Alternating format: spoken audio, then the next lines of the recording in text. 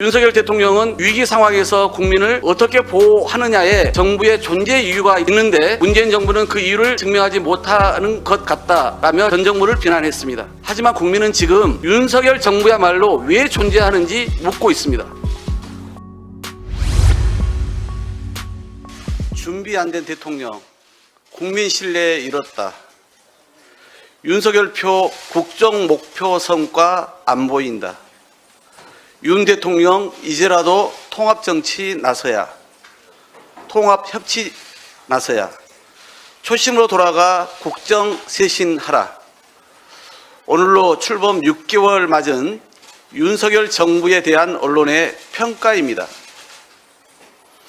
국정철학과 비전은 없고 참사 정권이란 오명만 각인시켰습니다. 주먹구구식 국정운영은 결국 인사, 외교, 안보, 경제, 안전 5대 참사로 기결되었습니다. 불공정과 몰상식의 내각 인선, 온갖 의혹과 사적 채용으로 인한 대통령실 인사 참사로 국정운영의 첫 단추부터 잘못 끼워졌습니다. 빈손 외교, 비굴 외교도 모자라 이 XX 발언이 촉발한 역대급 외교 참사로 국익은 내팽개쳐졌고 국격은 추락했습니다.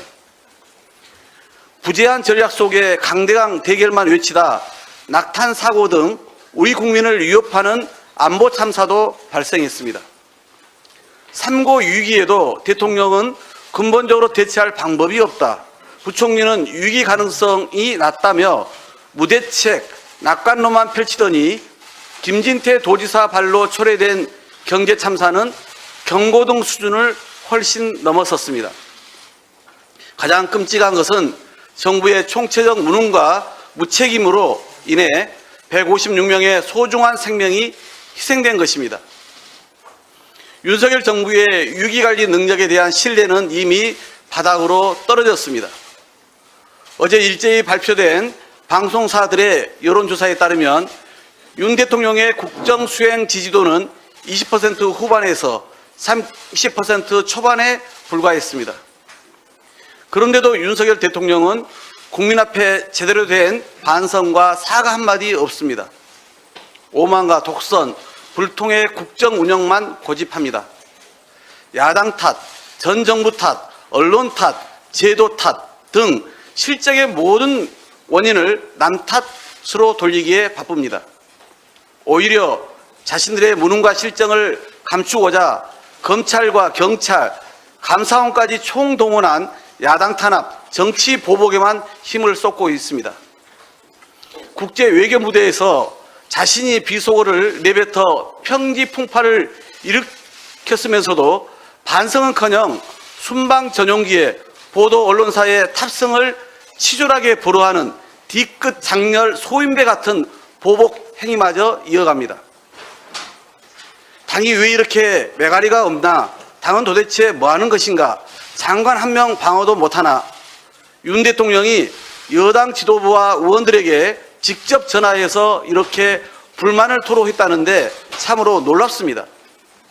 국민 10명 중 7명 이상이 이태원 참사 대응이 잘못됐다고 말하고 있고 국민 절반 이상은 장관의 즉각 사퇴를 요구합니다. 이런 도도한 민심에 맞서 윤석열 대통령은 무엇을 어떻게 지키겠다는 것인지 기가 막힙니다. 정부가 잘못된 길을 가고 있으면 여당이라도 중심을 잡아야 합니다. 하지만 국민의힘은 집권당이기를 포기했습니다.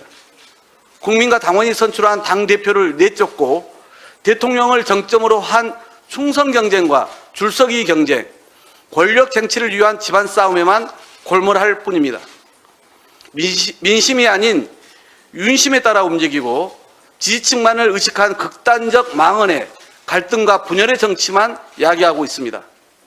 윤석열 대통령과 용산 대통령실에 국민의 쓴소리를 그대로 전할 용기는 없고 눈치만 보는 국민의힘이야말로 국민 입장에선 매가리를 아예 찾아볼 수 없는 여당입니다. 지난 8월 윤석열 대통령은 위기 상황에서 국민을 어떻게 보호하느냐에 정부의 존재 이유가 있는데 문재인 정부는 그 이유를 증명하지 못하는 것 같다라며 전 정부를 비난했습니다. 하지만 국민은 지금 윤석열 정부야말로 왜 존재하는지 묻고 있습니다.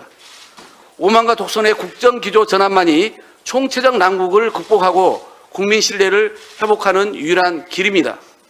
윤석열 대통령은 즉각 대통령실과 내각 전면 개편으로 국정쇄신에 나설 것을 거듭 촉구합니다.